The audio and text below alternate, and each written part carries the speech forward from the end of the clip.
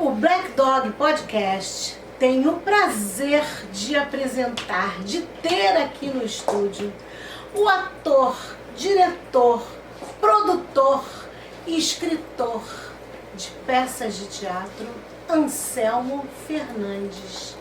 Anselmo, boa tarde, que bom tê-lo aqui, que prazer. Prazer mesmo. A gente até agora tivemos só músicos, porque como eu sou cantora, acabo trazendo a minha turma, que é mais de música. Tá certo. Mas é legal abrir esse leque e eu gosto muito de você, da sua mulher. Acompanho vocês no Facebook, no Instagram da vida e vejo vocês trabalhando, fazendo peças. E eu pergunto, Anselmo, no Brasil a gente tem que fazer tudo? Tem. E mais alguma coisa? Exatamente. Eu acho que a gente vive num país que artista ainda não é muito respeitado, né? Sim. Você tem um exemplo que eu acho curioso. Isso não é um lançamento de agora, né?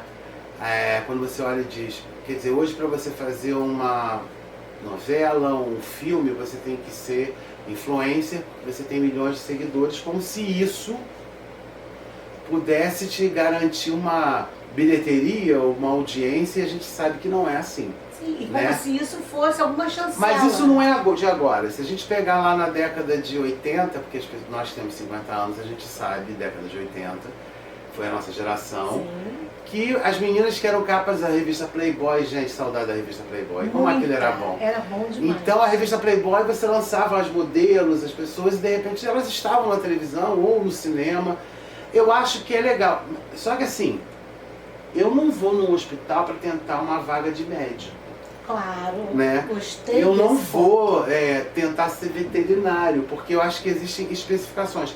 Não que essas pessoas não possam, porque tudo... Às vezes tem uma oportunidade da vida, porque a arte tem isso de bom. Às vezes você está num segmento, você é um médico, e de repente alguém diz assim, sobe aí no palco e me ajuda aqui, Isso. resolve, e de repente você descobre um novo viés. Exatamente. A arte tem isso de maravilhoso e de chamar as pessoas.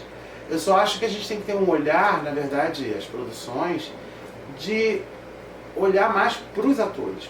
Principalmente a galera que está vindo do teatro, se você pegar os grandes nomes, os grandes atores, todos eles vêm do teatro. Né? Só tem uma exceção, que é a Glória Pires, que é maravilhosa, É verdade. mas é uma atriz de televisão, é uma cria da televisão. Né? Ela foi gerada dentro da TV. tela. O resto da galera toda vem do teatro. Porque o teatro te dá um embasamento. É como o show, os artistas da música, todos em geral, os músicos, os cantores, a questão da banda, de você estar na estrada, isso te dá uma bagagem que é totalmente diferente de alguém que chega num videokê e canta uma música. Às vezes canta muito bem. Canta muito bem. Hoje em dia todo mundo é ator, produtor, é cantor, né? Tem isso também. A gente tem que se reinventar. É como eu que se falei, reinventar. eu nunca imaginei que eu ia escrever uma peça de teatro. Né? Até porque eu sou hiperativo. Né? Eu sou TDAH.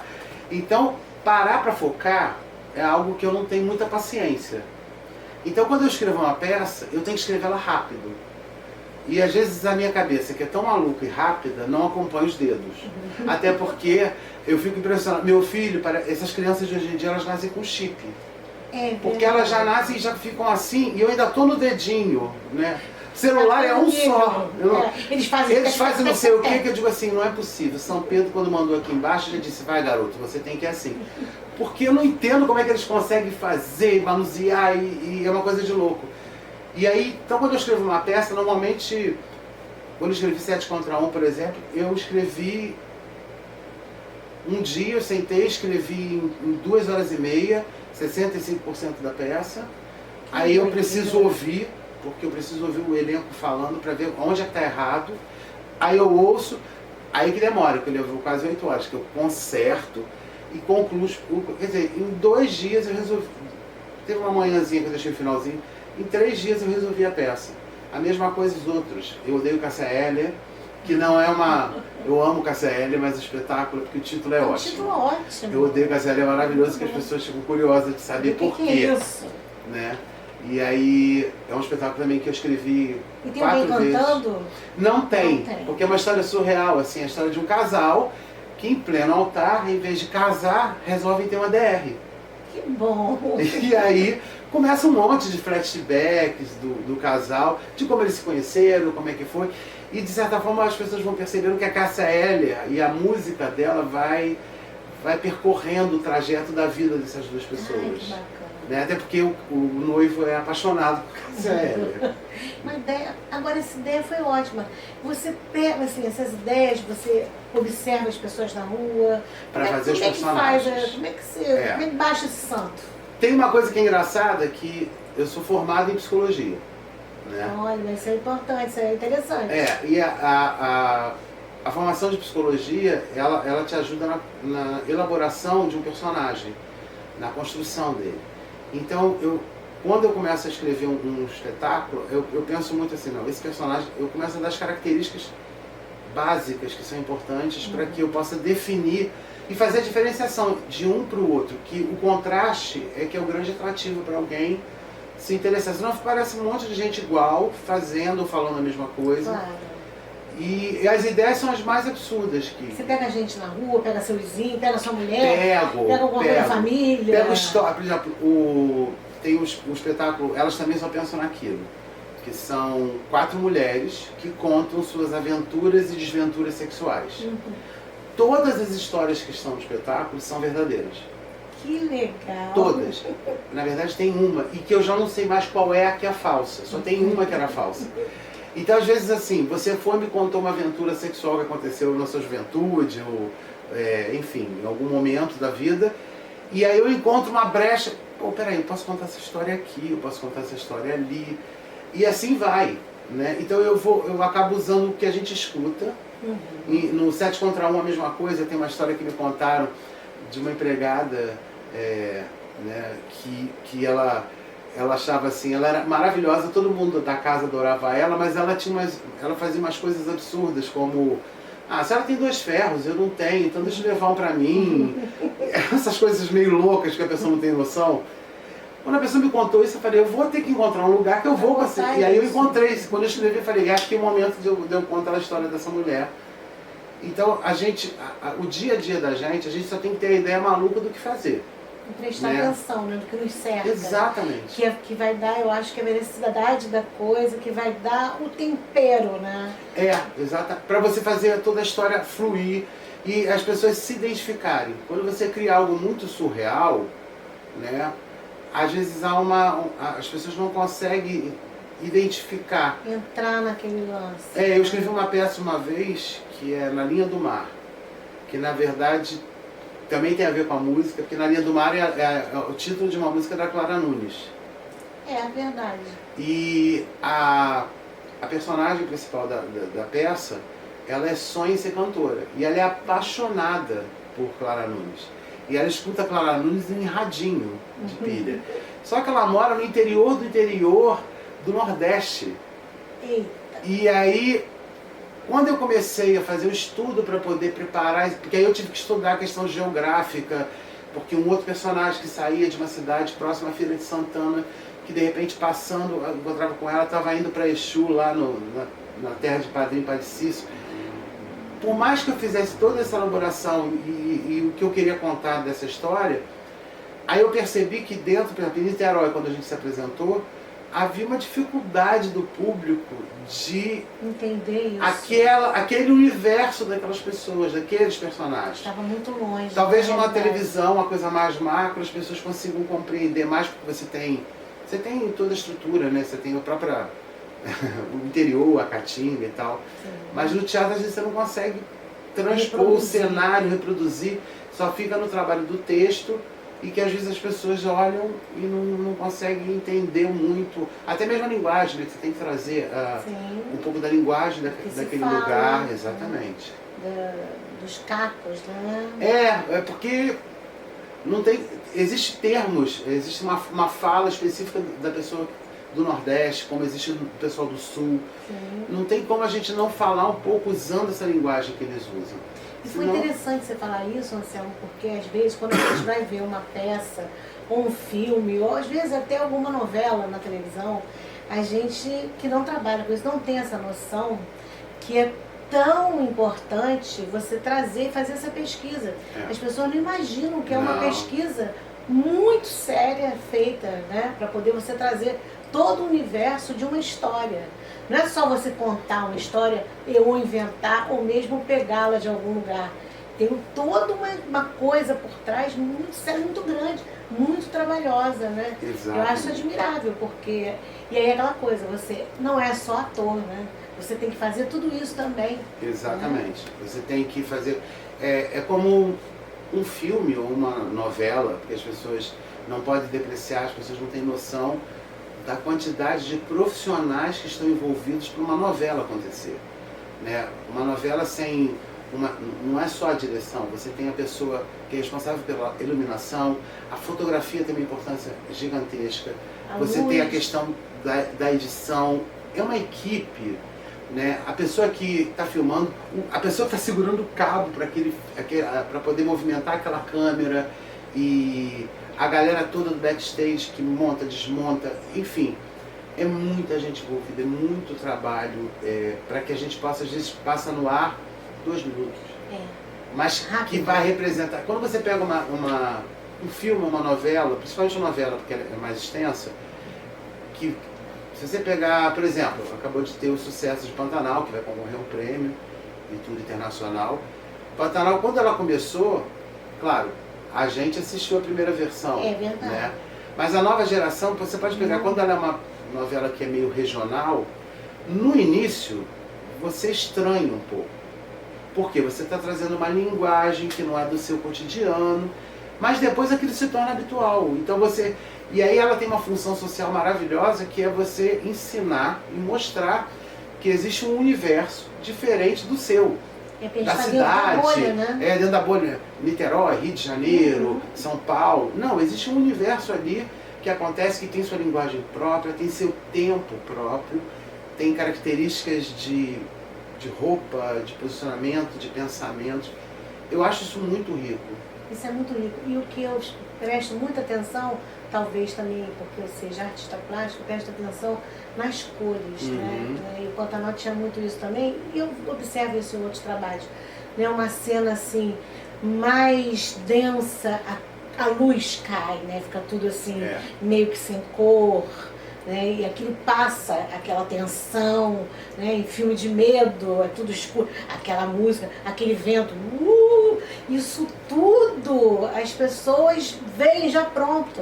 Isso tudo tem que agradecer muito aos editores, porque eles sabem botar e cortar no tempo certo, que faz a pessoa tomar o pânico.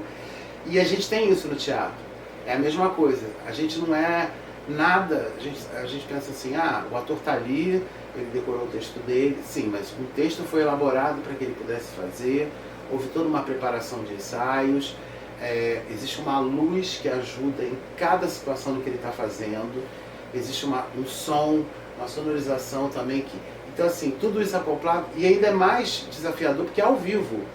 E a gente fazendo, é como aqui, a gente pode errar um monte de coisa, falar uma besteira. Vai cortar. Esperamos que ele corte. Ele está botando que não, é assim mesmo, vai assim mesmo. Então, mas isso, o vídeo tem essa coisa que é bacana, que pode salvar a gente em alguns momentos, né? E o teatro não tem, porque é como um show, né? Porque é ao vivo. Eu me lembro sempre de um show que eu adoro contar essa história, porque eu estava lá presente. Eu sou muito fã do Gaetano Veloso, pela grandiosidade que eu acho que ele é, do artista que ele é, e pela humildade de ser humano. E uma vez eu estava assistindo um show dele, tem muitos anos isso, e ele começou a cantar uma música, que é a Oração de São Jorge, que ele canta, e ele errou no meio da música. Ele errou uma palavra, ele comeu a palavra. Ele parou a música e falou, gente, eu errei, eu quero fazer de novo. Legal. A gente não percebeu. Não percebe. Porque a gente está assim, você está cantando junto com ele, né? Você está embevecido ali. Exatamente. Ele foi, cantou de novo. Ele errou de novo. Tadinho. E aí ele simplesmente cantou a música 5 vezes. Até ele acertar. E quando ele acertou, ele fez uma festa. E aí é que eu acho assim, é maravilhoso quando você erra, e é mais maravilhoso quando você diz, errei, eu vou ter que acertar. Porque a música tem... A gente não, no teatro a gente tem que passar batido. E vai. Finge, tomara que ninguém tenha percebido nada. E normalmente não percebe. Não, normalmente não. A gente erra uma coisa, mas o público, a não ser que seja algo realmente gritante, quando você faz uma comédia que você ri em cena, que aí você percebe que o ator se desconcentrou. Eu gosto muito dessa coisa do rir em cena. É. Eu vejo muito isso e eu acho legal, porque o negócio tá tão divertido que você... Não, e é legal porque no teatro a gente diz que o teatro é um jogo, né? Você joga um com o outro. Então significa que você está dentro daquele jogo. Porque às vezes você vê atores que estão ali, parece assim, ele está ali só, né? Dando texto. Não, se você estiver dentro da cena, o seu colega jogando com ele, vai fluir. E aí quando você ri, é porque significa que você está dentro do negócio e a coisa te pegou também. Tem rola improviso. Eu, pelo menos, eu saco isso muito e acho super legal quando eu percebo. E chega na plateia, a plateia adora. Claro, chega. O povo adora ver a gente errar. A verdade é essa. Você quer ver o povo ficar de amar, é o artista, o cantor errar, é alguma coisa sair errado. É igual quando você vê no cinema, erros de gravação. A gente fica esperando para ver o erro de gravação. Exato, no finalzinho do filme. Porque é maravilhoso aquilo, né? Porque aí traz uma...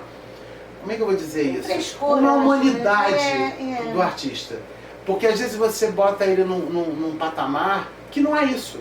Ele é igual a mim, a você, a qualquer outro, né? Nós somos pessoas, independente da profissão que a gente escolheu, e a gente erra, a gente acerta, a gente conserta e vai em frente.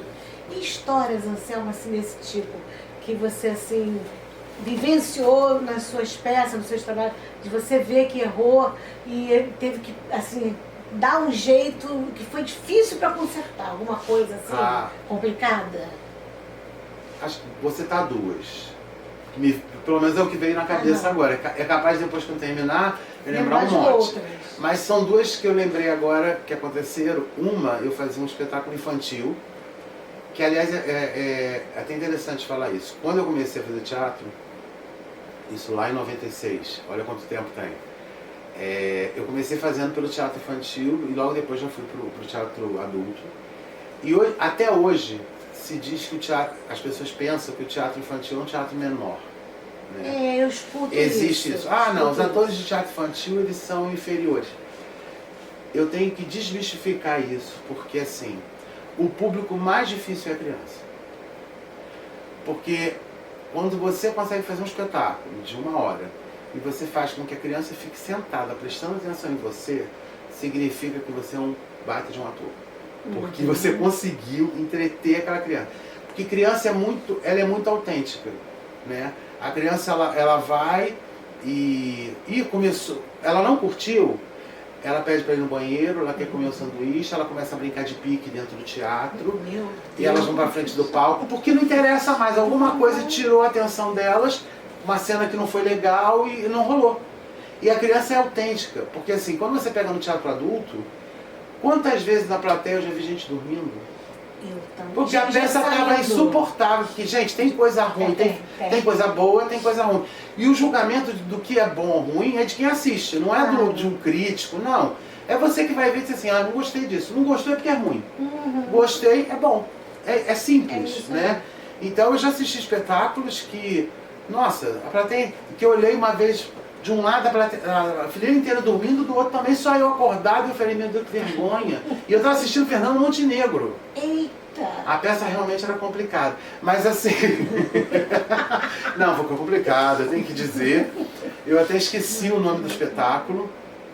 Aliás, foi num dia que teve uma explosão na Ilha do Governador. Você lembra disso? Eu não me lembro, tem muitos anos. Eu não estou me lembrando o nome do espetáculo. Eu sei que ela ficava soterrada, né? Então, a primeira parte do espetáculo ela ficava com meio corpo e um monte de, como se fosse terra, e depois você ficava a cabeça no segundo ato. Nossa Senhora, fiquei com medo. Claro, e era no Teatro Vila Lobos. Desculpa, eu esqueci o nome do espetáculo. É famosíssimo o espetáculo. Ela estava maravilhosa em cena porque ela é maravilhosa e ela é um ser humano maravilhoso. Sim, né? Escuto falar. Não conheço pessoalmente, mas escuto falar muito. Não, eu tenho uma história dela que eu vou contar, que assim, uma amiga minha precisou uma vez, ela fazia cal, né? Quem não sabe é o curso de artes de Laranjeiras, é um curso de teatro famoso aqui no Rio. Que estava para terminar, não terminou. Não vai terminar nunca. Que é ótimo. Que é muito bom. Que formou Paulo Gustavo, Fábio Porchat e tanta gente boa. E o professor disse para ela, para essa amiga minha, olha, a gente precisa desse texto, só quem tem esse texto é Fernanda Montenegro. E, por um acaso, a Fernanda na época estava em cartaz na década de 90, com um espetáculo do Gerald Thomas, The Flash and the Crash Days, aquele famoso espetáculo que ficou famoso na época. E aí, eu tinha comprado o ingresso para eu e ela irmos assistir. Ela falou, Anselmo, eu tenho que ir, mas eu, no final tem que chegar lá. Eu falei, você vai, porque eu tô cagado, não vou chegar perto dela de jeito nenhum. E aí, cara, ela foi, recebeu essa minha amiga, falou oi pra mim, e ela explicou, ela pegou o telefone da minha amiga, 3, 4 dias depois ela ligou pra minha amiga, que legal. Enviou o texto pra ela, assim, maravilhosa, é de uma gênero, e assim, eu tô falando de algo que aconteceu há 30 anos atrás. Sim. Ela já era a grande Fernanda, Claro. né? Eu até acho Essa isso, diferença a do pessoa, artista. isso que eu acho, o cara quando é um artista bom, ele não fica de Não precisa besteirada. ficar no não precisa, patamar. não A gente, precisa. mas voltando ao que você me perguntou, que Diga a lá, gente foi para um não, monte de lado. A gente tem esse perigo, a gente se É. perde, a gente vai falando. De erro, duas coisas que eu lembrei. Uma vez eu entrei em cena no infantil, né? E que eu tinha que entrar e falar, agora chega o príncipe não sei o quê. Era Príncipe Felipe na época. Era Bela Adormecida. Com o grupo Papel Crepom. Ah, o Eduardo Eduardo Rosley, que é maravilhoso. E aí, quando entravam os atores que faziam a cena, resolveram um dia de implicância, de bobeira, me dar um monte de cascudo, fazer uma confusão comigo na minha entrada. Porque eu usava uma peruca loura, eu ficava a cara da Vera Fischer. Você tem noção? Né? Porque a Vera Fischer tem um rosto redondo eu também. Então, e aí eu ficava a cara da Vera Fischer, era uma comédia. E aí eu tinha que chegar, eles me deram tanta paulada e eu tinha que anunciar, agora o príncipe Felipe. Eu falei, agora eu não lembrei de jeito nenhum o nome do príncipe. Eu falei, gente, eu esqueci completamente o nome desse príncipe. Foi maravilhoso, porque o público riu a beça, né? E esses erros acontecem. E o outro foi logo quando eu estreiei no teatro, que eu fiz também, por acaso foi no infantil. Nos adultos aconteceram um monte de coisa, melhor a gente passar. Vamos para o infantil, que tinha, eu fiz o estreio fazendo 3 porquinhos. O corpo ajuda também, né? E aí no cenário tinha um monte de árvores e a casa dos porquinhos. Eu sei que tinha uma coreografia lá. Antes disso tinha um material que... Lembra do Sem Nome, Sorveteria Sem Nome? Que tinha aquele latão do Sem Nome, que era forte. Eles pegaram uma lata daquela, transformaram tudo, fizeram um trabalho artístico, porque aquilo virou um detector de lobos. E o diretor tinha dito para mim, Anselmo, não vai na plateia. Você faz daqui do palco, apontando como se estivesse, aqui tem um lobo, aqui não tem. Não vai na plateia. A gente nesse dia fez 4 apresentações. Eu resolvi na última ir na plateia. E era num teatro enorme. Eu sei que eu não vi as escadinhas, porque a gente são escadas menores dentro do teatro. Eu caí por cima daquilo, aquilo virou uma sanfoninha. A lata, que era desse tamanho, virou uma sanfona.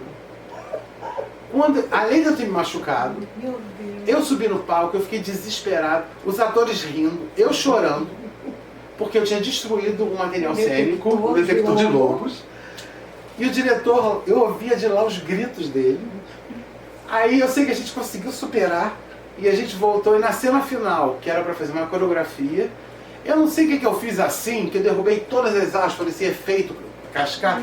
Eu acabei com o adereço, acabei com o cenário. Foi um caos de estreia de teatro. Mandaram embora depois. O pior que não.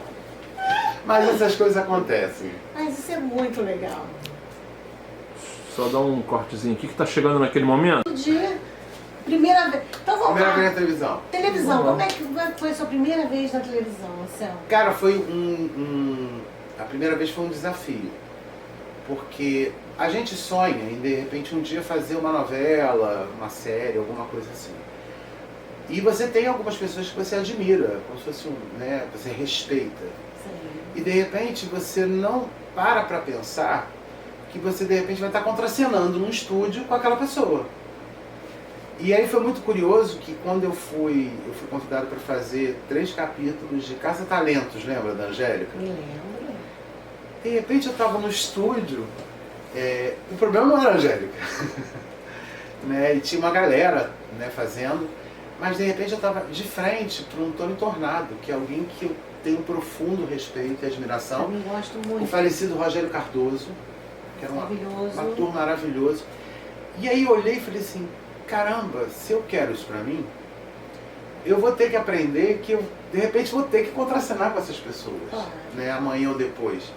Mas pra quem começa, se bem que não é pra quem começa, porque há pouco tempo, quando eu fui gravar, quando eu gravei também uma novela, Deus Salva o Rei, e de repente eu tinha que andar ali do lado, veio Marco Nanini bater nas minhas costas. Tá tudo bem? Eu falei, tava.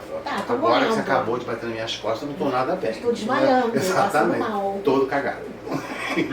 Não é possível uma coisa dessa. Porque eu tenho um profundo. Gente, eu assisti Irma Vap 12 vezes. Irma Vap é muito bom. Porque eu não conseguia entender como é que eles faziam aquilo. Muito rápida pela troca. Eu ficava desesperado, porque eu dizia assim, não é possível. Primeiro, dois grandes atores, né? O Neila Torraca, o Marco Nanini. Gente, muito bom. E aí eu olhava a direção da Marília Pêra e eu ficava louco com aquilo. Ao longo, eles ficaram, se não me engano, Muito 12, 13 tempo, anos. E ao longo desses 13 anos eu fui, cada vez que eles estreavam, eu assistia pelo menos umas 2 vezes. E sempre tinha alguma coisa diferente. Muito E legal. era enlouquecedor. Você falou a palavra certa. Enlouquecedor. Tinha uma cena final do Nanini que ele literalmente, quando ele virava já era outro personagem, que ele dizia, gente, não é possível. Não é possível. É um truque de mágica, um ilusionismo. E aí você fica assim, a televisão te proporciona, de repente você está do lado. Eu me lembro de gravar Gabriela. Imagina, realiza. Eu tô dentro de um estúdio gravando, que está na minha frente, né, José Wilker, do meu lado Fagundes, e tinha inúmeros atores, porque maravilhosos, né, Matheus Solano, Fabiana Carla, enfim, Maite Proença. Mas eu estava diante de pessoas como o Fagundes, que eu tenho um profundo respeito, o Wilker, então, nem se fala. Nossa. E o juiz era Tarcísio Meira. Gente. Loucura. E Tarcísio Meira é uma pessoa que era maravilhosa. Depois eu tive uma cena que eu gravei com ele, à parte. Ele era um cara que, assim, tava a câmera desligada. E ele tinha a mão pesada, né? E aí, tudo bem? Tava também, né? Porque o ombro deslocou, né? E todo cagado. Então, assim, conhecer esses profissionais que você admira e de repente pode se tornar um colega de trabalho é muito fascinante dentro da nossa profissão. Sim. Como você, cantora. Amanhã você pode dividir um palco com alguém que você admira. É verdade. E essa coisa de a gente ser artista é interessante, porque aquela música do Gilberto Gil fala muito. Um dia rico, um dia pobre, um dia no poder, um dia chanceler, um dia sem comer. A nossa vida é assim mesmo, né? Cheia de altos e baixos. Às vezes a gente está bombando, trabalhando. Exato. E às vezes a gente está fazendo nada ou fazendo uma coisa assim muito ruim. É engraçado isso. É porque às vezes você faz uma coisa que você não está curtindo, mas que vai pagar a sua conta. Exato, vai pagar o boleto. Vai pagar o boleto. Tem pavor de boleto. Eu também tenho pavor. Boleto é uma coisa insuportável na vida do ser humano. Né? Então você tem os boletos para pagar e aí você acaba tendo que... eu não quero fazer aquilo ali, mas... Cara, vai me garantir não sei o quê. Agora também é assim, a gente quando se propõe a fazer, a gente vai com toda a força. A gente vai com a força. A gente tem acho que artista tem uma coisa que às vezes você tá na coxia. E aí você tá, meu Deus, eu tenho tal boleto para pagar, tal boleto para pagar e tal. Aí você entra em cena e às vezes não tem o público que você espera. Você tem 2 segundos de decepção. E depois você esquece, porque tem uma coisa que é maravilhosa, que eu aprendi quando eu comecei fazendo teatro. Na verdade, antes de fazer teatro, eu indo ao teatro um dia, eu tinha um ator maravilhoso que era o Sérgio Viotti. É um senhor, quem não conhece, procura na internet, no Google, que vai ver o rosto do Sérgio Viotti, que é um ator deslumbrante, que já faleceu há muito tempo. E uma vez, o Sérgio Viotti já era Sérgio Viotti, né, com seus 70 e poucos anos, e ele estava fazendo um espetáculo aqui na UF, um monólogo. E tinham 5 pessoas na plateia. Que coisa maluca. Eu fiquei me sentindo mal. Gente, eu tinha, sei lá, 20 anos, 20 e poucos anos. Eu me senti mal por ele. Porque eu ter 5 pessoas na plateia é normal. Afinal, nós somos quem? Quem somos nós na fila do pão? Concordo com você. A gente não é ninguém. Então, a gente, apesar de muita gente já começar a conhecer a gente, ainda mais aqui na cidade, acompanha o trabalho da gente, aí a gente consegue encher teatros, encher os espaços.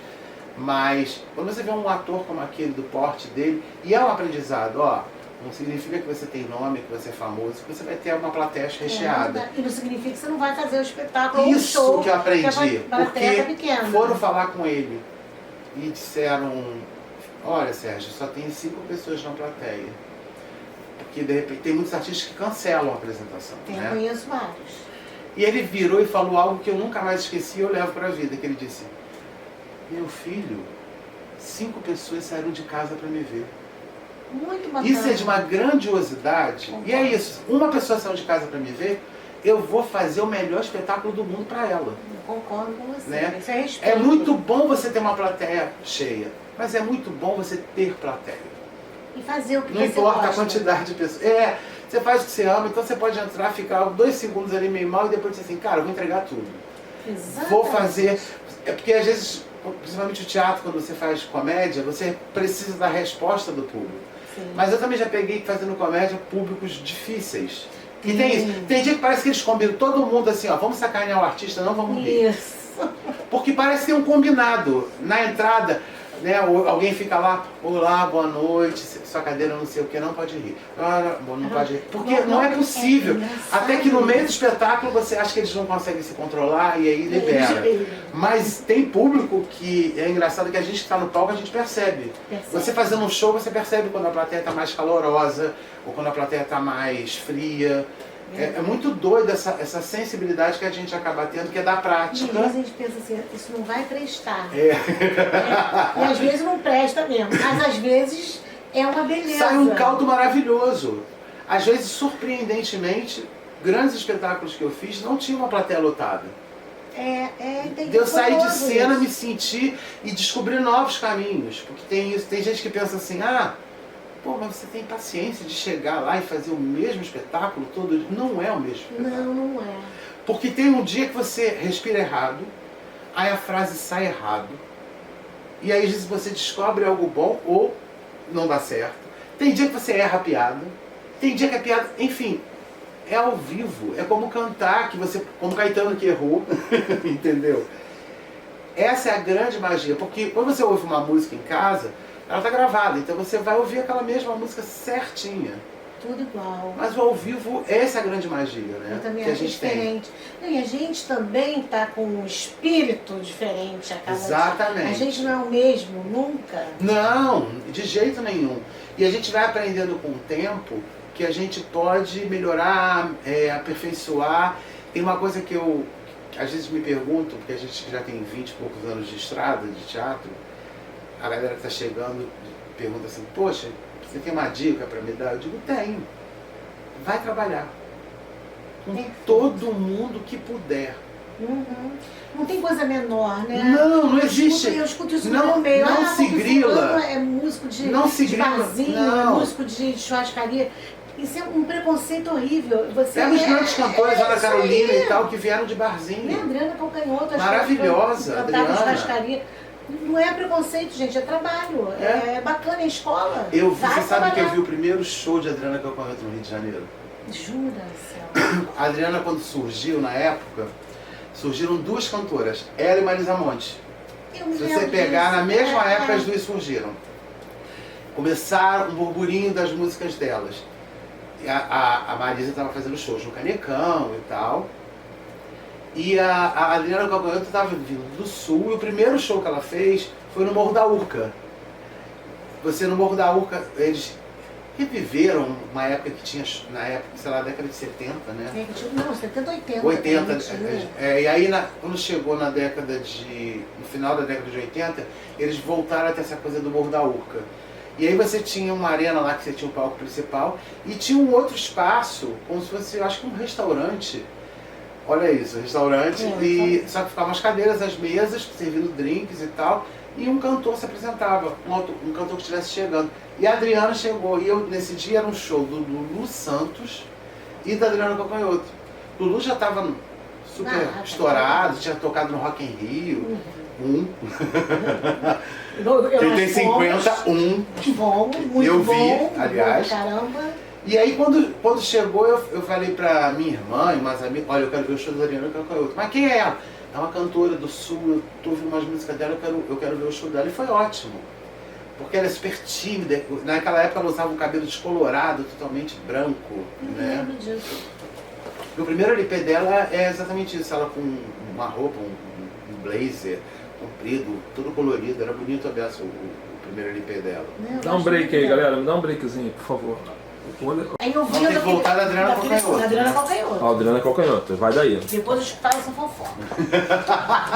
Foi? Então, aí você viu o show da Adriana Calcanhoto primeiro show. começando a vida dela de cantora no Rio. Aliás, muitos cantores. Tem um cantor maravilhoso que hoje mora na Alemanha.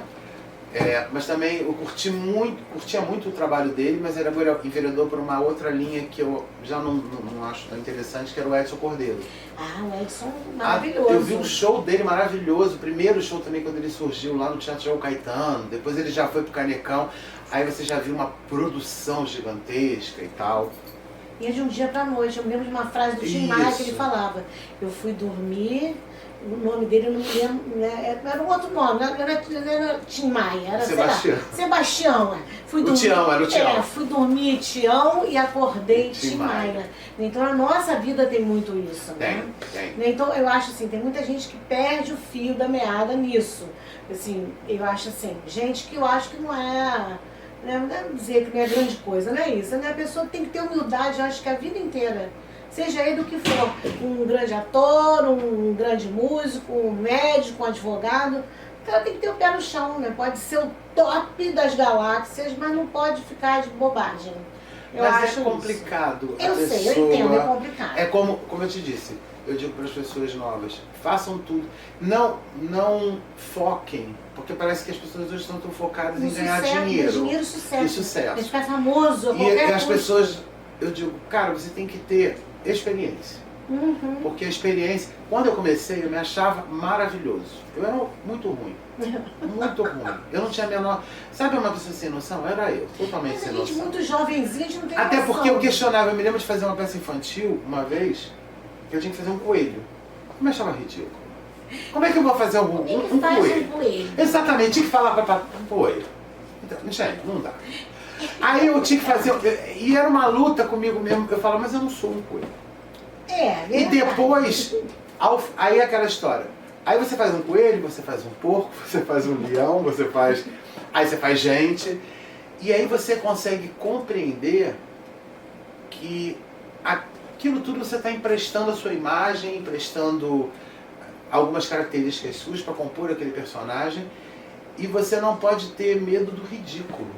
Porque um ator que tem vergonha ou pudor do ridículo não consegue. Se você parar e pensar, eu estou em cena interpretando um personagem que não sou eu, né? O personagem tem isso, porque hoje aqui quem tá sou eu mesmo, é o Anselmo Fernandes está falando, mas subir em cena para 500, 600 pessoas é muito mais fácil, porque eu estou escondido no personagem, ele me protege. Você fazer uma coisa para mais pessoas, eu acho sempre que é mais fácil. Ah, você tem medo de show para 1000 pessoas? Não, eu tenho medo de show para meia dúzia. Porque eu tô vendo o olho da pessoa, eu tô vendo... Você tem isso também, Anselmo? Fazer pra plateia maior? Não, eu não tenho grilo mais nenhum. fácil? Não, pelo contrário, às vezes com a plateia maior, você pode facilmente perder como é que eu vou dizer? A concentração, o foco. Uhum. Porque às vezes você pode ficar... Tá vendo a questão do medo, do perigo da pessoa se sentir envaidecida? Uhum. Você pode achar assim, gente, eu tô bombando. Lotei a casa. E não é por aí. Não, Né? concordo com A você. gente fez peças esse ano, fez peças ano passado, em que a gente Muitas. lotou o Teatro Municipal nas 3 apresentações. Não significa com isso que eu estou bombando. Não, eu fui lá, executei o meu trabalho junto com outros colegas, porque a gente não faz nada sozinho. Nada. Dividimos um palco e a gente compreende com a maturidade, com a idade, que a gente é um instrumento, a gente está ali levando uma mensagem, levando uma proposta, fazendo humor, né, porque através do humor, o humor tem é uma arma forte, porque você pode falar e tocar em assuntos muito poderosos, perigosos, e aquilo seja uma forma que faça até a pessoa refletir. Né? Então isso é muito bacana. E hoje em dia, eu não sei se acontece isso com a galera da música, mas no teatro está muito complicado. As pessoas não têm tempo, elas não têm horário, elas não podem, elas acham que assim, me dá o texto, né? Não é televisão. Não. Televisão você vai para casa, você recebe em casa seu texto, aí você chega lá no dia, você passa o texto com o ator, com o coleguinha antes, isso se o coleguinha for bacana, porque tem uns que só querem ir no set de filmagem, e aí mesmo assim você ensaia no set com o diretor, te conduz, a galera, o pessoal da luz e tal, e aí você grava.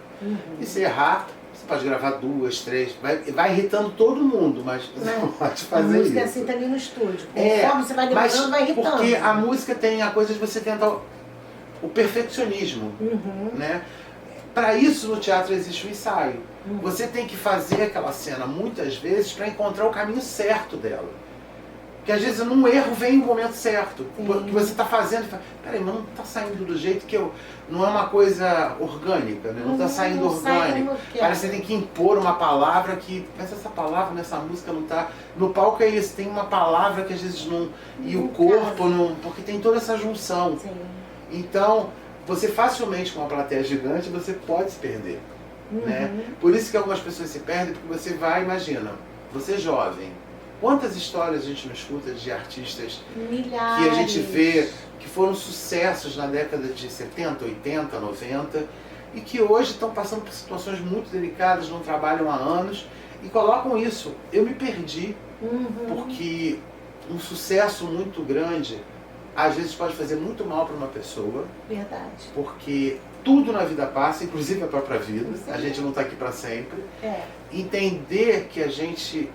Um sucesso é um momento e que você vai ter que, pior, batalhar muito mais para conseguir alcançar o segundo, né? A música, então, eu acho que o músico deve sofrer a beça em relação a isso. Se você estoura uma música, quantos artistas a gente não conhece de uma música só? Vários. É muito louco isso, o cara consegue um sucesso estrondoso, você diz, mas não é possível que não tinha uma outra musiquinha para poder... Não tinha, não teve outra música que bateu. Porque tem isso, do nada bate nas pessoas de um jeito que você não sabe explicar. Eu acho que a época é aquela coisa, tá no lugar certo, na hora certa, a música certa, o espetáculo certo, eu acho que tem tudo isso. E essa coisa que você falou é muito séria, né? Porque eu conheço várias pessoas, você deve conhecer também, que se perderam, né? Totalmente, porque o sucesso deslumbrou. Isso você falou agora é maravilhoso, do tempo, da hora. Eu tô vendo com a Ana, né? A gente está vendo a trajetória da vida do Chitãozinho e Chororó, né?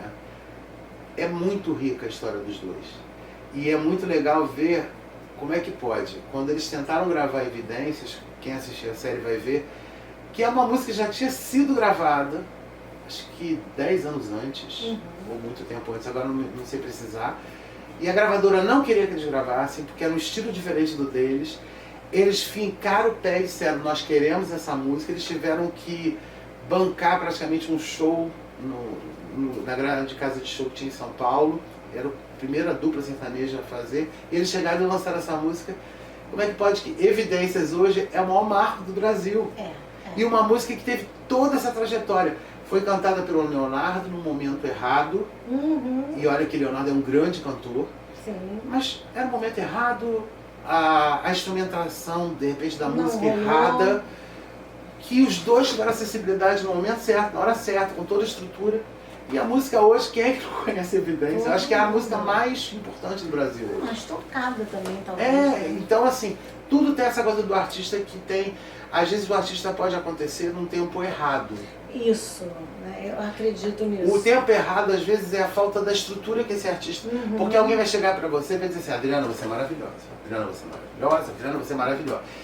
O problema é que um dia você pode acreditar que você é maravilhosa. Exatamente. Quando você acreditar, ferrou. Aí ferra tudo, aí você não faz mais nada.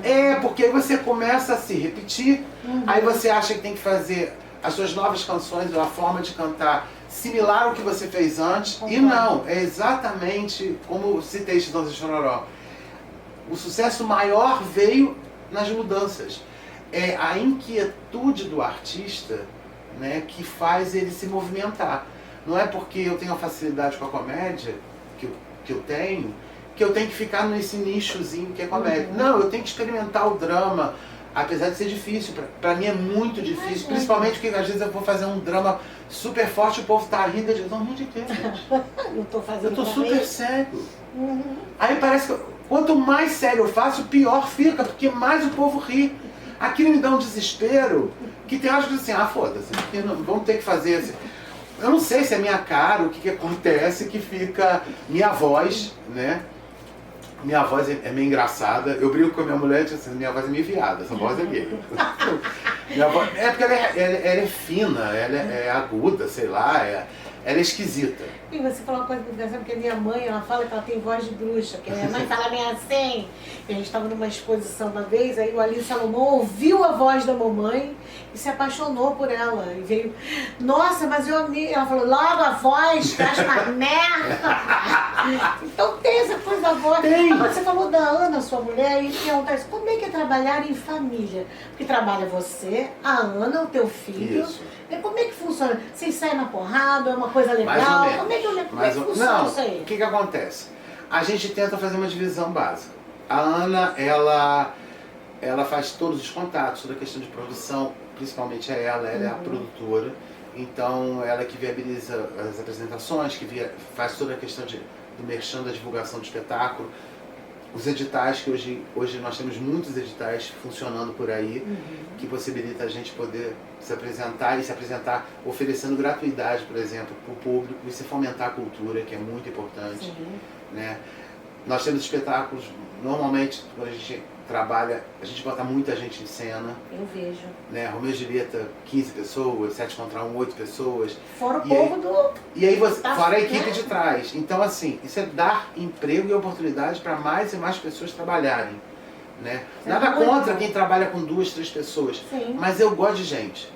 Eu gosto muito do bicho ser humano. E eu gosto de dividir o palco. Eu acho que fica muito interessante para todo mundo. Né? Então, a Ana cuida desse departamento, tanto que toda vez que eu tenho uma ideia, por exemplo, 7 contra 1, foi a primeira peça que eu escrevi em 2013. Quando eu escrevi, eu falei assim, vou escrever uma peça, 7 contra 1 tem uma história louca. Que foi assim, a gente estava fazendo teatro, eu estava trabalhando com um grupo lá no Solar de Jambeiro, que é um lugar maravilhoso. É, lindo. E aí a gente ia fazer esse espetáculo até agosto. E aí eu descobri que o Solar de Jambeiro ia fechar depois de setembro até o final do ano. Eu falei, gente, não é possível. Agora que a gente ficou aqui 5 meses em cartaz, você conquista um público, porque certo. você tem que fazer isso, você tem que fazer a casa, né? Sim. Quando você começa num espaço novo, você tem que começar a divulgar aquele espaço, mais do que divulgar o seu trabalho, você tem que divulgar o espaço para que as pessoas possam ir. Eu fico muito feliz de saber hoje a importância e a relevância que o Jambeiro tem dentro da área da cultura em Niterói. Então aí eu olhei e falei, putz, esse espaço vai fechar, vou fazer uma peça. Aí eu procurei, né, a pessoal da Fundação de Arte para pedir autorização se eu podia, e se eles viabilizavam uma verba para que a gente pudesse pagar o elenco, a galera, que era uma galera grande que eu imaginava, para a gente fazer o espetáculo gratuitamente para o público. Eles toparam. Aí disseram assim, não, beleza, isso era dia 29 de agosto. Beleza, então você estreia 1º de outubro. Eu falei, fechado. Eu não tinha nem o texto escrito. Minha nossa senhora. Eu não tinha nem escrito. Meu Deus do Eu só tinha uma céu. ideia. A Ana surtou. Imagina. Você é louco? Eu falei, sou, pode deixar. Por isso que eu escrevi em 2, 3 dias. Claro. Porque eu tive que A necessidade cuspir, exatamente, fez. cuspir, pra gente começar a ensaiar, porque a gente estreava 1º de outubro. Então tinha 30 dias para preparar o espetáculo. Minha nossa Foi curioso senhora. que é 7 contra 1 e nós tivemos 7 ensaios.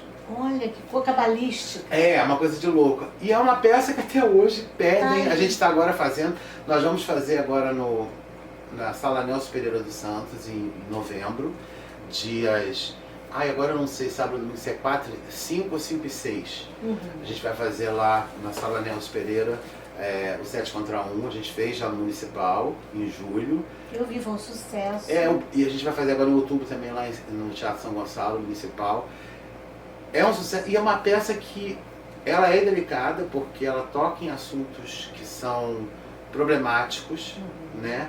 E é a tal da junção dos personagens, as histórias que vão ocorrendo. Meu personagem é uma coisa horrível. Porque imagina um ser humano horrível, é ele. Porque ele é racista, ele é preconceituoso, ele é homofóbico, ele é tudo de ruim que você pode imaginar. E aí é muito curioso ver o que ele faz em cena e o que ele provoca nas pessoas. Né? Tem uma cena específica que é do racismo que ele comete em cena, que eu digo assim, meu Deus, agora eu vou apanhar, vou me matar, não tem jeito, agora realmente vai voar um sapato. E aí, quando termina o espetáculo, que o público vem falar comigo, principalmente pessoas pretas, vêm falar comigo e dizer o quanto é importante aquilo. Claro. Porque a sociedade fica no debate de falar sobre a questão da mulher, que a gente sabe muito bem a violência que as mulheres sofrem, Muita coisa. né, a opressão, quantas não são mortas, né, a questão do racismo, mas não adianta conversar. Não, tem que porque fazer. Exatamente, você tem que mostrar. Você tem que mostrar o que as pessoas fazem. Até porque nós somos brancos. A gente nunca vai entender o que uma pessoa preta passa. Eu já percebi, eu já entrei numa loja que eu vi uma pessoa preta entrar e o segurança só ficar olhando para ele. Mas eu podia estar roubando também. Podia, claro. E o cara vai lá para comprar um produto e pronto. Então, assim, existe essa perseguição. Mas a gente não vive. A gente não sente. Não, eu já vi, me incomodei, mas eu nunca vou saber o que é. Não. Eu sei como é ser gordo. Ser gordo tem uma coisa boa. Você vai sempre andar no ônibus sozinho, num banco. Ninguém senta do seu lado. Ninguém. Não adianta. Eles ficam em pé, mas não sentam, porque vai achar que você vai atarracar ele, vai atochar, não vai conseguir. Ninguém senta do seu lado. Né? Isso é maravilhoso. No início eu ficava incomodadíssimo. Hoje, que beleza, bota a mochila aqui do lado. Né? Porque ninguém senta. Ninguém senta, não tem jeito. Sentou um gordo, ninguém senta do lado. Mas é verdade, porque existem vários. Cada um de nós sofre com alguma coisa. Com certeza. Seja pela gordura, seja pelo tamanho, seja pela beleza, ou seja pela calvície, seja o que for, de algum jeito. Agora, existem sofrimentos que são mais pesados. Mais né? profundos. E aí, eu acho que você botar uma peça como 7x1 que trata esses assuntos com humor, e as pessoas que estão recebendo esse preconceito conseguem, sabe, virar de forma de humor, é muito legal. Isso é muito importante. Anselmo, eu quero agradecer demais a tua presença aqui. Foi uma conversa super agradável, super legal, amei, sou sua fã, quero ver peças. Estou mandando um beijo aqui para Ana, para o teu filho. Te agradeço demais. Obrigado. Muito obrigada mesmo. Adorei. Que bom. Nos vemos por aí nos palcos. Em novembro, lá no teatro, na Sala Nelson Pereira dos Santos. E o seu contato, Anselmo, pra gente achar você, como é que a gente faz? Segue a gente lá no Instagram, Lobianco Produções. Lobianco, como se fala, Lobianco Produções. Tem tudo que a gente está fazendo, volta e meia a gente está fazendo um espetáculo novo. E, gente, vamos ao teatro, vamos ao show, vamos às exposições, vamos ver cultura, porque cultura alimenta a alma. Alimenta, cultura salva. Com certeza. Beijo, até a gente, próxima. tchau.